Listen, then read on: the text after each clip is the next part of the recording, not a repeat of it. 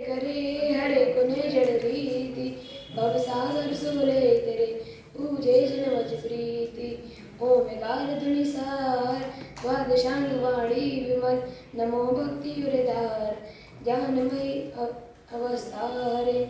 ओम नमः सद्यव्या। यहाँ पर उपस्थित आदरणीय अध्यक्ष महोदय, माननीय निर्णायकगण, विशिष्ट अतिथि एवं सभा में उपस्थित सभी भावी सिद्धों को मेरा श्रद्धापूर्वक वंदन। आज की इस प्रवर्तमान ध्यान गोष्ठी में मेरा केंद्र बिंदु है चार अनुयोग। तो सर्वप्रथम जानेंगे चार अनुयोग किसे कहते हैं। अनुयोग ग्रंथों में कथन करने की पद्धति को अनुयोग कहते हैं। अनुयोग चार प्रकार से होते हैं: वर्तमान योग, करणानुयोग, चरणानुयोग और द्रव्यानुयोग। हम जानेंगे वर्तमान योग किसे कहते हैं।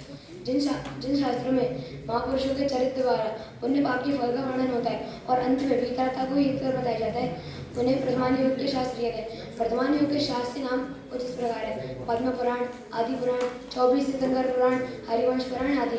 कुछ लोग कहते हैं कि हमारा मन कथाओं में बहुत लगता है, पर उन रागी जीवों का मन कथाओं में नहीं लगता है। और जिस प्रकार माँ बालक को बताशे के साथ दवा देती है, उसी प्रकार तुच्छ बुद्धि जीवों को कथाओं के माध्यम से धर्म में रुचि कराते हैं और अंत में वीतरागता में वृद्धि कराते हैं। और हम जानेंगे करणानी योग किसे कहते हैं। करणानी योग में मार्ग स्थान और गुण स्थान के और जीव का वर्णन होता है और उसमें कर्मों तथा तीन लोग के भूगोल संबंधी का भी वर्णन होता है और उसमें गणित की मुख्यता रहती है और गणना और नाप का भी उसमें वर्णन आता है। और करणानी योग में सूक्ष्म केवल ज्ञान गम्य की भी वर्णन होता है और उसमें ये होता है तीन लोग कितना लंबा है और 7 नरकों के बारे में आता है, उनका कितना दुख है, उन सब के बारे में करणानी योग में आता है।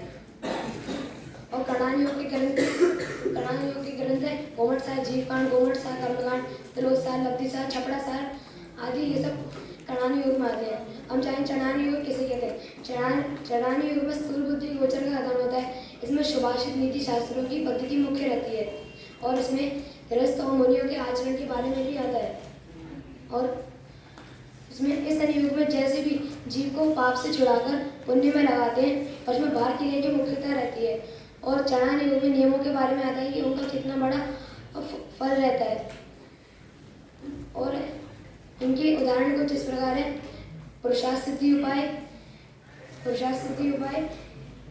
रत्नारायण शावकाचार्य, अमेकति शावकाचार्य, संयम प्रकाश और ज्ञानानंद शावकाचार्य। अब हम जानेंगे द्रव्यानुयोग किसे कहते हैं, जिसमें सप्त तत्व, 6 द्रव्य और 100 पर के भेद विज्ञान के बारे में आता है, उन सबको द्रव्यानुयोग कहते हैं। और द्रव्यानुयोग में आत्म परिणामों की मुख्यता से कथन होता है और द्रव्यानुयोग में न्याय शास्त्रों की पद्धति मुख्य रहती है और इसमें मुक्ति की मार्ग के बारे में आता है। आत्मा से परमात्मा बनने का भी वर्णन इसमें रहता है। और इसके उदाहरण कुछ इस प्रकार है: समय सार, द्रव्य संग्रह, तत्वा सूत्र, छड़ाला, ये सब द्रव्यानुयोग में आते हैं। अंत में बस इतना कहना चाहूँगा कि सभी लोग इन चारों अनुयोग को पढ़ें और समझें और इनका कथन करें। इसी मंगल भावना से अपनी वाणी को विराम दें।